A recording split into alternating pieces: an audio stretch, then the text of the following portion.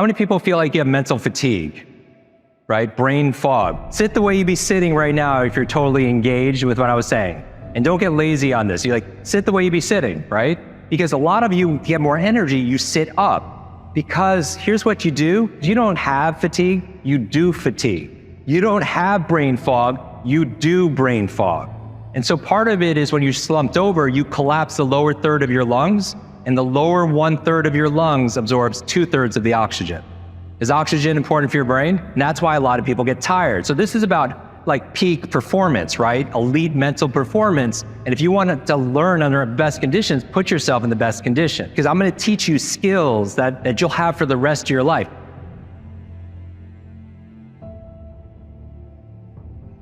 Here's what you want to remember.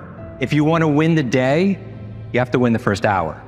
If you want to win the day, you have to win the first hour of the day, right? Because there's something called the science of momentum. I think there are 3 supervillains that are robbing you right now. Number 1 is digital overload. Too much to learn, too little time. Too much information, too little time. Digital overload is 1. Digital dementia, that's the idea where we're outsourcing our brains to our smart devices, and our brains are basically making us stupid. Our smart devices are basically making us stupid, right? So I was talking to this brain doctor, he was saying GPS. If you're looking for a third-party piece of technology to tell you when and where to turn, you're not getting early detection of things like dementia because you're not realizing when you would have memory lapses, so you're not going to doctors to get checked out. Does that make sense? This is this thing called digital dementia. And then the third digital villain is digital distraction. You're talking about focus, right? You want to improve your focus? Where's your focus nowadays? We live in a world full of distractions. And I'll tell you one of the best brain hacks, and you're gonna say Jim, you're interesting up to this point, now I hate you. This is what's gonna happen. But as your coach, as your brain coach, because people have they have a voice coach, they have a business coach, a personal trainer. I want to be your brain coach, right? The worst habit you could have is to pick up your phone the first hour of the day. It is the worst habit you could have when it comes to high performance. Let me tell you why, okay? The most successful people in the world, they have a to-do list. Yes? All the things you need to be able to do and accomplish. The elite, the 10% of those people, I notice, they also have a not to-do list.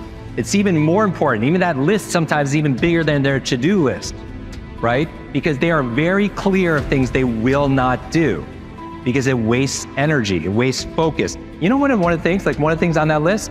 Multitasking. Now in actuality, all the research is absolutely clear. There is no such thing as multitasking. Multitasking does not work. Now you can walk and chew gum and have a conversation. I'm talking about doing 2 cognitive activities. Because in actuality, you're not multitasking. In actuality, the correct term is task switching. You're going from one task to another, but you're getting this novelty dopamine fix, and you feel like you're getting stimulated in that novelty, and you feel like you're being more productive, but you're being busy. Because here's what happens. Every single time you switch from one activity to another, it takes anywhere from 5 minutes to 20 minutes to reset your focus and your flow. Does that make sense? They do these studies with doctors and surgeons. They found that when they multitask, actually increases the rate of error rate.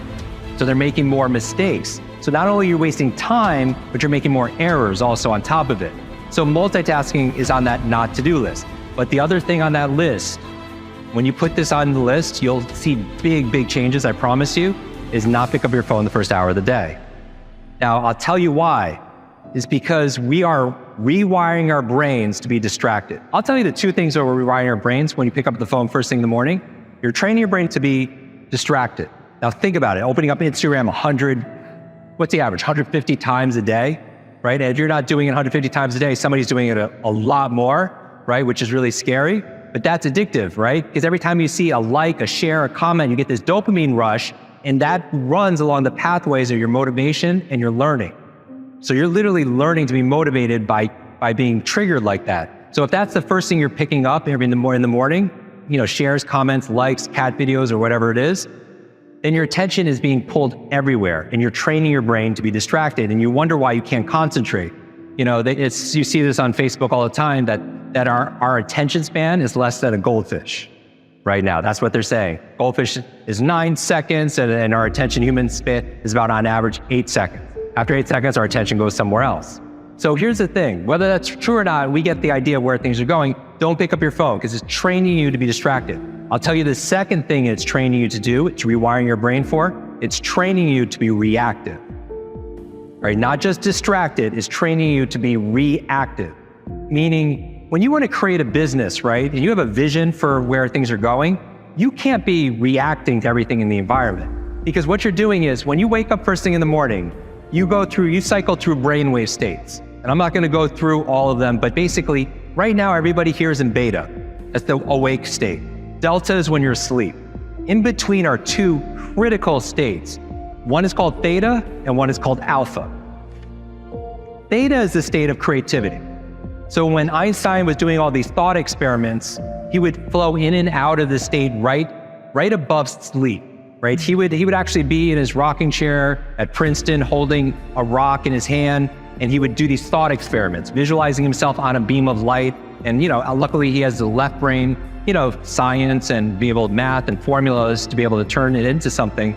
But he did this right brain's creativity, these thought experiments. But why would he hold the rock? Because if he fell asleep, he would what?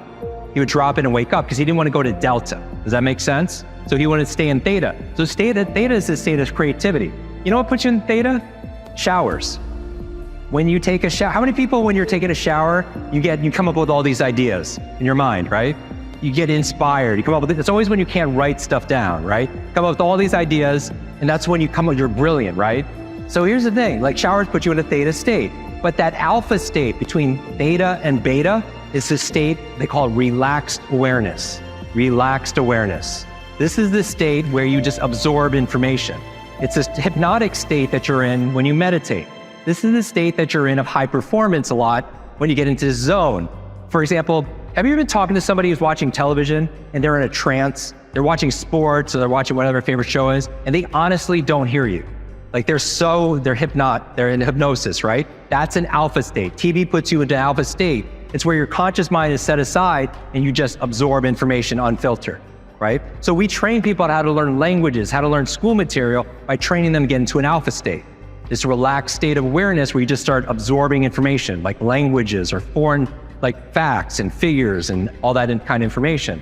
Now you are highly suggestible. So if you're in an alpha state when you first wake up in the morning, alpha theta, and you pick up your phone, you're highly suggestible. It's rewiring your brain to be reactive. Meaning if you look at a text message, a voice message, your emails, and you have all these things, people wanting stuff from you, right? You have to fight all these fires. My friend Brendan says that an inbox is nothing but a convenient organizational system for other people's agenda for your life. Yeah, that hits home, right? So why on earth, if you're a visionary, right, you want to create your day, you want to win the day, like why would you look at everybody else's agenda, all the fires you need to fight, and go be in reactive mode? How are you going to be proactive, right? So what I do is I have 3 things that I need to do every single day, personally, and 3 things I need to do professionally, and that's it. When I'm looking at my to-do list, I'm looking for the 3 things that are going to move the needle the most, right? The dominoes, if you will, that are towards the beginning, not towards the end. One of my very favorite books of all time was a mentor of mine, Dr. Stephen Covey. He wrote a book, 7 Habits of Highly Effective People. If you have not read it, read this book, all right? 7 Habits of Highly Effective People. These are the habits of some of the most highly effective, productive people in the world. 7 habits. And the 7th habit is sharpen the saw. Sharpen the saw. Remember this, if you have all this wood that you need to cut and you're given like a saw, but it has a dull blade, when would you want to sharpen that saw? Do you want to spend all this time suffering and struggling and sweating trying to cut wood with a dull blade? When would you sharpen it? In the beginning, right? Right? So they say that the best time to plant a tree is 20 years ago. The second best time to plant a tree is when? Today, right now. I get quoted on this more than anything on social media. I compare your life to an egg. If an egg is broken by an outside force, life ends. If it's broken by an inside force, life begins. Right? All great things began on the inside. And you have greatness inside of you, and you have genius inside of you. And now is the time to let it out.